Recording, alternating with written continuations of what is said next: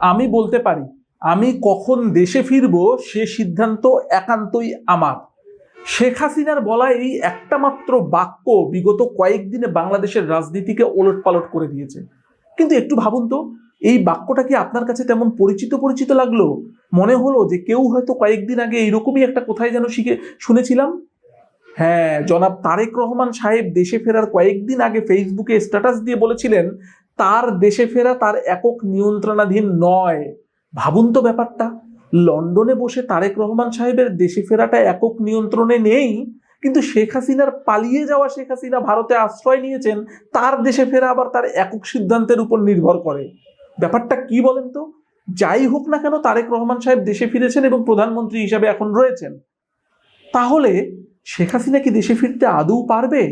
ভারত কি তাকে সত্যি দেশে ফেরত পাঠাবে? আর যে গুজবটা উঠেছে সেপ্টেম্বরের মধ্যে উনি দেশে ফিরবেন এবং দেশের রাজনৈতিক হিসাব নিকাশ নাকি ওলটপালট হয়ে যাবে, ব্যাপারটা কি? আবেগ নয়, গুজব নয়, চলেন রাজনীতি, কূটনীতি এবং বাস্তবতার আলোকে এই ব্যাপারগুলো পয়েন্ট ধরে ধরে একটু খোলাসা করে নেই। দি বাংলা পালসের আজকের আয়োজনে সেই ব্যাপারটাই আপনাদের সামনে তুলে ধরবো। এমন কিছু চমৎকার বিষয় এর ভিতরে লুকিয়ে রয়েছে যা শুনলে আপনিও অবাক হবেন। চলুন শুরু করা যাক। ঠিক কি বলেছেন শেখ হাসিনা? ভারতীয় গণমাধ্যমে সম্প্রতি দেয়া একটা সাক্ষাৎকারে উনি বলেছেন উনি দেশে ফিরবেন মাথা উঁচু করে, বীরের বেশে ফিরবেন। তার যে সাক্ষাৎকার, এটাকে যদি আমরা পর্যালোচনা এবং বিশ্লেষণ করি তাহলে তিনটা গুরুত্বপূর্ণ দিক পাই। প্রথম দিকটা হলো বিচার নিয়ে উনি কথা বলেছেন। উনি বলেছেন আমার বিরুদ্ধে যে মৃত্যুদণ্ডের রায় দেয়া হয়েছে সেটি কোনো বিচার নয়, এটি যুদ্ধাপরাধীদের বিচারের প্রতিশোধ মাত্র। তিনি যে ট্রাইব্যুনালে বিচারে তাকে মৃত্যুদণ্ড দেয়া হয়েছে তাকে ক্যাঙ্গারু ট্রায়াল বা সাজানো নাটক হিসেবে অভিহিত করেছেন। উনি বলেছেন যে 1973 সালে আন্তর্জাতিক বিচারের যে আইনটা করা হয়েছিল সেই আইনটা 1971 সালে যুদ্ধাপরাধীদের বিচারের জন্য করা হয়েছিল, এখন তার বিরুদ্ধেই সেই আইন প্রয়োগ করা হচ্ছে। উনি 2 নম্বর কথা ভারতের ভূমিকা নিয়ে বলেছেন যে ভারত একটি স্বাধীন সার্বভৌম রাষ্ট্র, তারা কি সিদ্ধান্ত নিবে সেটা তাদের ব্যাপার, কিন্তু আমার দেশে ফেরাটা আমার একান্ত ব্যক্তিগত ব্যাপার। আর এখানেই সবচেয়ে মজার এবং জটিল বিষয়টা লুকিয়ে রয়েছে। উনি 3 নম্বর আরো একটি ব্যাপারে কথা বলেছেন, ওনার উত্তরাধিকারকে টেনে কথা বলেছেন। মানে উনি বলেছেন যে 1971 সালে বঙ্গবন্ধু শেখ মুজিবুর রহমানকে যখন জেলে নেওয়া হলো তখন ওনাকে মৃত্যুদণ্ড দেওয়া হয়েছিল, ওনার সেলের পাশেই ওনার কবর খুঁড়ে রাখা হয়েছিল, কিন্তু বঙ্গবন্ধু মাথা নত করেনি। অতএব তিনি তার কন্যা সন্তান হিসেবে তিনিও মাথা নত করবেন না এবং মৃত্যুকে তিনি পরোয়া করেন না। আচ্ছা, এটা গেল একটা ব্যাপার। 2 নম্বর হলো যে শেখ হাসিনা যে দেশে ফিরবেন এই ব্যাপারটা কিন্তু বেশ মজার। এটা কিন্তু এবারই ওনার প্রথমে দেশে ফেরার বিষয় নয়, এর আগেও 2বার 2টা কঠিন বাস্তব পরিস্থিতিতে উনি দেশে ফিরেছিলেন।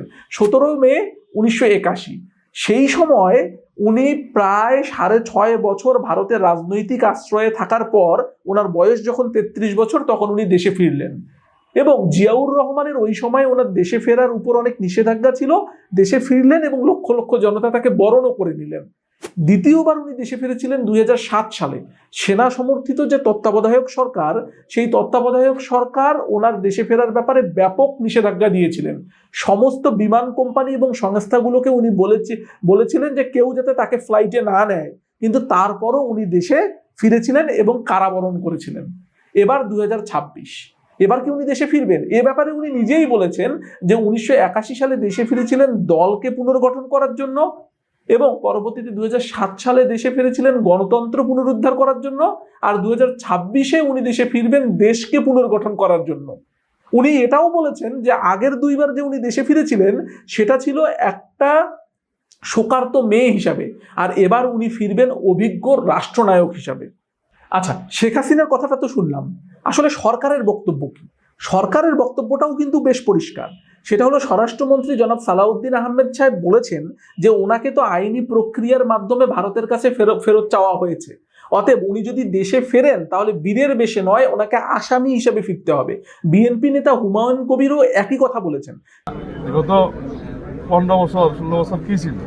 ভারতের সম্পর্ক ছিল শেখ হাসিনার সাথে, বাংলাদেশের মানুষের সাথে ছিল না। তিনি বলেছেন যে ওনাকে পলাতক একজন সন্ত্রাসী হিসেবেই দেশে ফিরতে হবে এবং আইনি প্রক্রিয়া ওনাকে ফেস করতে হবে।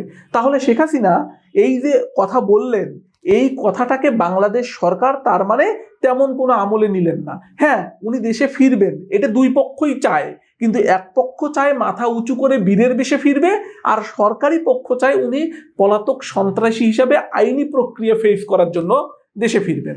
আচ্ছা, এই যে ওনাকে দেশে ফেরত পাঠাবে কিনা ভারত, সেটা আসলে কিসের উপর নির্ভর করে? সরকার কেন তাকে চাইছে ফেরত?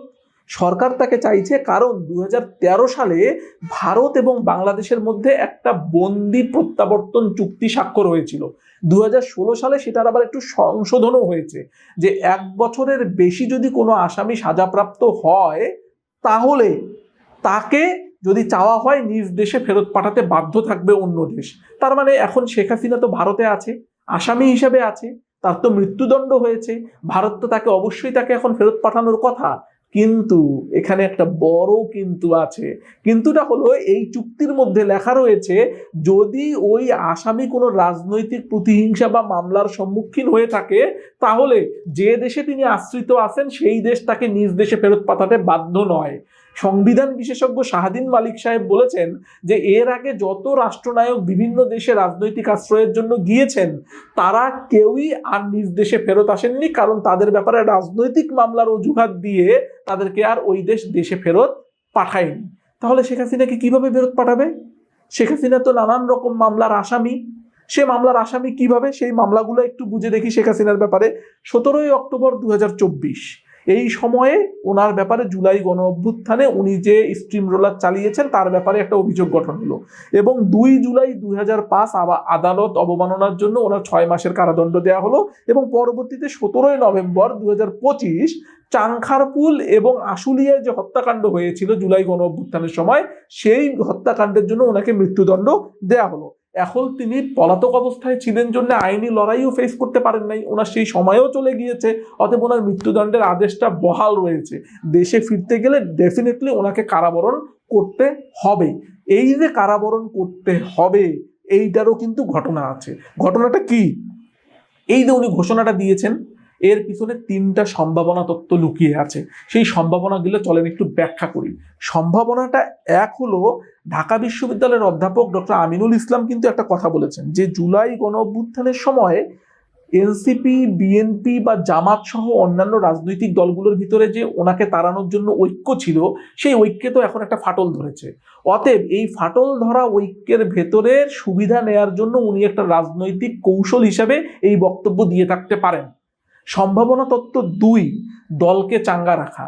আজ হোক কাল হোক, 1 বছর 4 বছর 5 বছর পর দেশে যখনই ফিরুক না কেন, যদি উনি কথা বলেন যে ওনার ফেরার সম্ভাবনা নাই, তাহলে তো দলীয় নেতাকর্মীরা আর চাঙ্গা থাকবেন না। বরঞ্চ দলীয় নেতাকর্মীদেরকে চাঙ্গা রাখার জন্য এরকম রাজনৈতিক কথাবার্তা বলতেই হয় নেতা নেত্রীদেরকে। সেই হিসেবে উনি বলেছেন। নাম্বার 3 হলো কূটনৈতিক দর কষাকষি, এবং এই কূটনৈতিক দর কষাকষি করবে ভারত।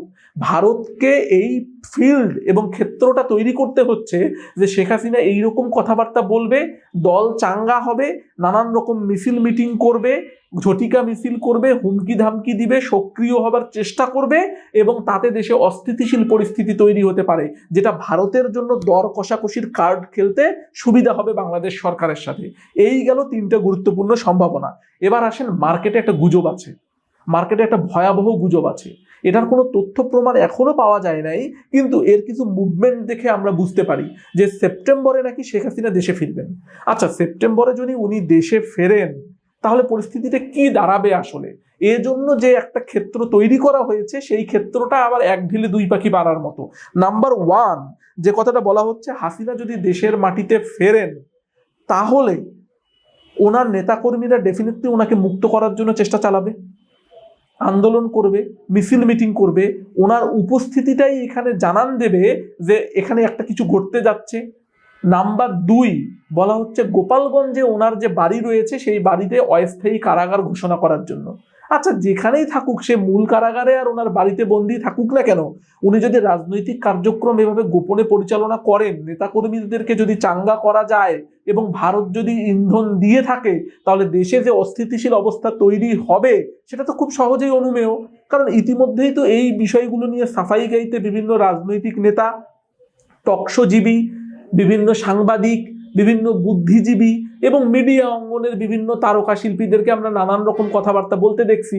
সোশ্যাল মিডিয়ায় তো নানান রকম অপপ্রচার চলছেই, বিভিন্ন সময়ে বিভিন্ন হোয়াটসঅ্যাপ গ্রুপ কল তো ফাঁস হচ্ছেই। তো এই যে ব্যাপারগুলো, এই ব্যাপারগুলো মিলিয়ে যদি আমরা একটা পয়েন্ট টানতে চাই, তাহলে প্রথম কথা, শেখ হাসিনা একটা বক্তব্য ছাড়লেন, দেশে ফিরবেন বীরের বেশে মাথা উঁচু করে। সরকার বললেন যে না, ফিরতে গেলে ওনাকে বীরের বেশে নয়, আসামি হিসাবে ফিরতে হবে, ওনাকে কারাগার ফেস করতে হবে। আবার উনি দলকে চাঙ্গা রাখার জন্য এই ধরনের কথাবার্তা ক্রমাগত বলেই যাচ্ছেন। আবার এটাও শোনা যাচ্ছে যে শেখ হাসিনাকে সত্যিকার অর্থে দেশে ফিরলেও, কারাগারে নিলেও ফাঁসি দেবার মতো সাহস এই সরকারের হবে না এবং দিতে পারবে না।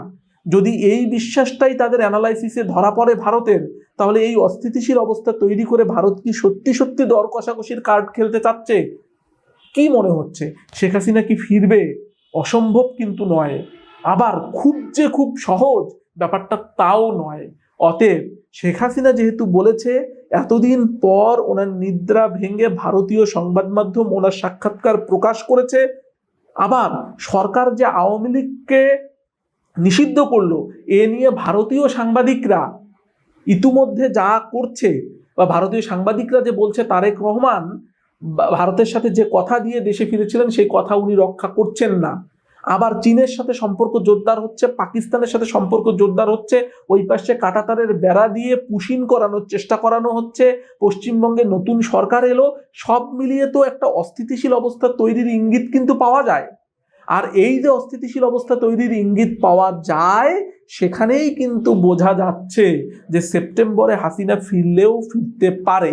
দেখার বিষয়, সত্যিই কি বীরের বেশে ফিরবেন, নাকি আসামি হয়ে হ্যান্ডকাপ পরে উনি কারাগারে থাকবেন এবং ওনার রায় কার্যকর হবে? কি মনে হয় আপনার? কমেন্ট করুন, লাইক করুন, শেয়ার করুন, সাবস্ক্রাইব করে বেল আইকনটি চাপ দিয়ে দিন। কথা হবে আপনাদের সাথে। আর হ্যাঁ, ওই যে তারেক রহমান সাহেব বলেছিলেন একক নিয়ন্ত্রণাধীন নয়, সেই বিষয়েও কিন্তু আমরা ভিডিও বানাবো। তথ্য উপাত্ত সংগ্রহ চলছে, থাকুন আমাদের সাথে। ধন্যবাদ সবাইকে।